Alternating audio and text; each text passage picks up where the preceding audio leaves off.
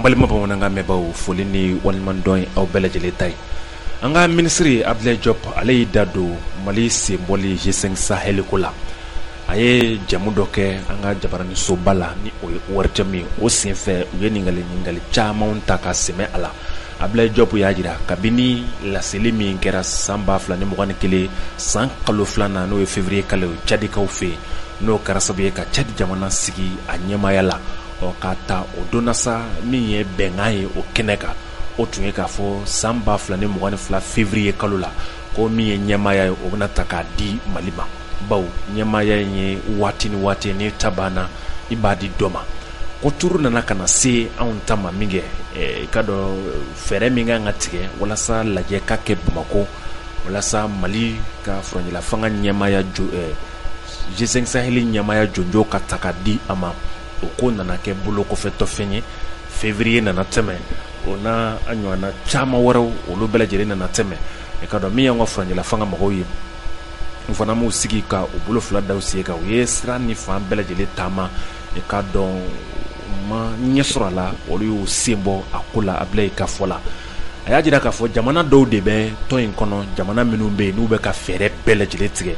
Mali ka nyama ya bisika pan Mali kuna chugomina ka soro Mali maka G5 Sahel nyama o anga jamana do to jamana ya ka fo amina nzigi ka bulo fula dan asika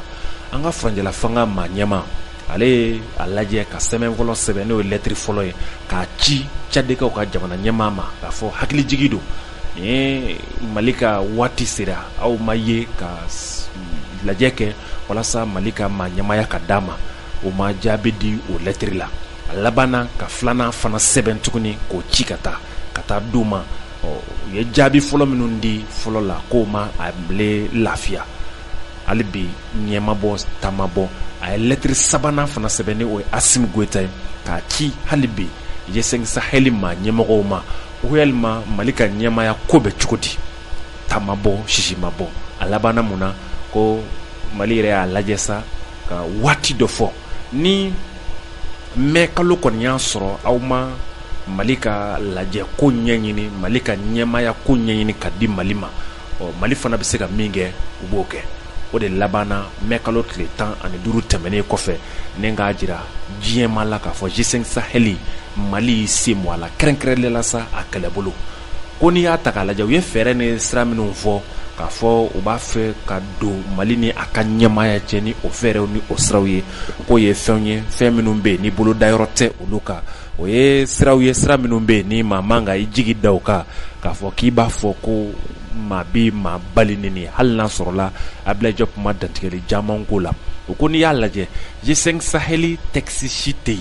no ye a sɛbɛnfɛnw kɔnɔna ye a sɛbɛnfɛn foyi tɛ sariya ko nasira kan min b'a fɔ ko jamana dɔ kɔnɔna politiki ko walima jamana dɔ kɔnɔna lakana ko walima ko wɛrɛ nasira la ko bi i ka G5 Sahel ma ɲɛmaya ko bɛ kɛ sababu ye ka o bali a ko misali ye jumɛn ye a bɛ minnu bolo bɛ ni o ye Tchad jamana ye olu fana bɛ transition de la Tchad bɛ transition na ama olu bali cogo min na ka u ka transition kɛ k'a mankan tɛ ka Mali fana bali o cogo la k'a fɔ ko Mali ka G5 Sahel ɲɛmaya k'o bɛna kɛ bɔsi fɛn ye Mali la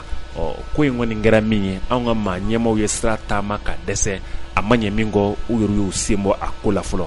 wulikajɔw kɔni bɛ sen na an t'a dɔn a bɛna laban ko min na kunnafoni nasiraw la an b'aw ladonna k'a fɔ carte biométrique ko kuma min fɔra ni maliden bɛɛ sigilen bɛ k'a kɔnɔ k'a fɔ a bɛna ka na an ka sɛbɛn caman nɔna bila a bɛna kɛ sababu ye fana Mali sɛbɛnko ka se k'a don ba la yuruguyurugu ni ŋanamu kana se ka don a la faasi fɛ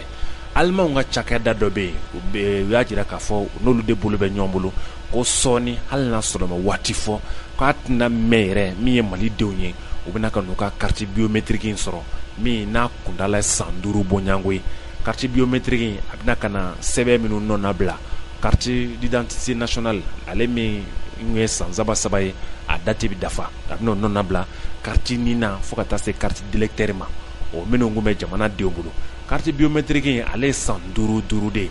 n'i y'a ta fo san 5 o tuma i bɛ taa ka taa a falen alimanw ka cakɛda dɔ bɛ yen n'u b'a wele ko Dermalog o n'olu de bɛ ka o bolo di ɲɔgɔn ma baara in na i ka dɔn fɛn min ye nin baara bolodalen ye fɛn kɔni don fɛn min ni bɛɛ jigida ma k'a fɔ nin bɛna kɛ sababu ye ka se ka dankari an ka sɛbɛnfurako la, bɛna kɛ sababu ye ka dankari an ka sɛbɛnfuraw ka yuruguyuruguko la. An ka faraɲɛlafanga mɔgɔw kɔni y'a yira sa k'a fɔ sɔɔni i ka dɔn sɛbɛnfura kofɔlen k'a bɛna kɛ bɛɛ lajɛlen tɛgɛ kɔnɔko ye. Maa min ye kunnafoni yɛrɛ kunfɔlɔ di o ye Ablaye Mayiga. Ale kɔni y'a yira sa k'a fɔ quartier biométrique k'a bɛna kɛ lafiya da ani sababu ɲuman ye an ka jamana ma sɛbɛnko la, walasa ka se k'i jɔ malidenw ka sɛbɛn lakika, sɛbɛn jɛlen o jigi kɔrɔla la. Kalafili nata fɛn o fɛn bɛna kɛ sa, na Ala sɔnna ma min ye quartier biométrique ye, a bɛna ka na kɛ ni o bɛɛ lajɛlen. Ka dɔn nin quartier biométrique ale ye san 5 ye, o min ye quartier d'identité nationale ye, ale tun ye san 3 ye. I bɛ taa ka taa a kurakuraya. Sénégalikaw ka maa ɲɛma Ablaye Diop, ale bɛ farafina tɔnba ɲɛmayala bi ni o ye Union africaine. A ka kɔrɔfɔw kɔnɔ a y'a jira k'a fɔ a bɛna fɛɛrɛ kɛ ka wulikajɔ taama belebele dɔ kɛ min n'a bɛna taa taama in kɛ jamana 2 la. Jamana 2 min bi ni maa bɛ se k'a fɔ bɛɛ diɲɛ bɛɛ lajɛlen da n'o ye Ukraine jamana fo ka taa se Russie jamana ma. Wa a ka taama sen fɛ a y'a jira k'a fɔ ani jamana 2 in a maa ɲɛmɔgɔw bɛna taa ɲɔgɔn ye kɛ, ɲɔgɔn ye min ni o bɛ boli farafina kunkankow kan. Ka dɔn Sénégalikaw ka maa ɲɛma ka nin taama min filɛ nin ye farafina tɔgɔ la, a bɛna taa wulikajɔ kɛ farafina tɔgɔ la, farafina sinsin bɛ fɛn min kan n'o sigikafɔw ye, n'o ye hakili jagabaw ye. Kɛlɛ ma wuli kɛrɛnkɛrɛnnenya sa an ka sigida kɔnɔna la, an b'a baaraw kɛ cogo min na. O kɔfɛ a y'a jira k'a fɔ farafina bɛ ka tila. O misali dɔ ye jumɛn ye? Kalafili min kɛra n'o ye résolution min kɛra ONU bulo kɔnɔ Russie ni Ukraine ka kɛlɛ kunkanna la, o ye ka ale hakili jigin k'a fɔ farafina bɛ ka tila. Bawo farafina jamana caman y'u yɛrɛ minɛ, dɔw ye kalafili, dɔw y'u yɛrɛ minɛ, k'a jira k'a fɔ nin ko in ye min ye o tɛn'u sen don la. Kɛrɛnkɛrɛnnenya sa Sénégal jamana yɛrɛ bɛ o la, ale yɛrɛ fana ye a yɛrɛ minɛ a ko la. Union africaine maa ɲɛma Macky Sall a bɛna nin taama min kɛ, a bɛna taa kuma farafina bɛɛ lajɛlen de tɔgɔ la, ani Vladimir Poutine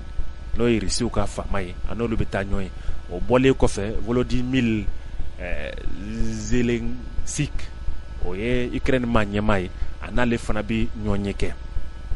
Taama in kun fɔlɔ kun labɛn bɛ ka bɛn ni mai kalo tile 18 ye. O bɔra dɔgɔkɔrɔ ka sanga ni baaraw cayaw ye. O y'a jira k'a fɔ a labɛn bɛ ka bɛn ni waati wɛrɛw ye, ni bɛn kɛra waati minnu ka kɛrɛnkɛrɛnnenya la, i ka dɔn a bɛna taama ka taa ye. I ka dɔn ani ni maa ɲɛma 2 bɛɛ lajɛlen ni o ye Ukraine président ni Russiw ka président, a n'u 2 bɛɛ lajɛlen kumana nɛgɛjuru siraw fɛ. Nɛgɛjuru sira la kuma minnu n'o bɛna taa laban sigi ka fɔw la, u bɛna hakili jagabɔ kɛ farafina ka jɔyɔrɔw ani farafina hakilina ye min ye ko ninnu na, walasa dɔ bɛ se ka bɔ a ko gɛlɛya la cogo min na. N balima bamanankan mɛnbaaw, nin bɛ dan sigi bi bamanankan kunnafoniw la min labɛnna ka di aw denkɛ n'aw balimakɛ fɛ Vie Kɔnɛ. An tɔ ye sa ka foli ni waliɲumandɔn kɛrɛnkɛrɛnlen bila ka lase aw kelenkelenna bɛɛ lajɛlen ma. Aw ni ce a ka tulomajɔw la, a k'an bɛn laseli nata.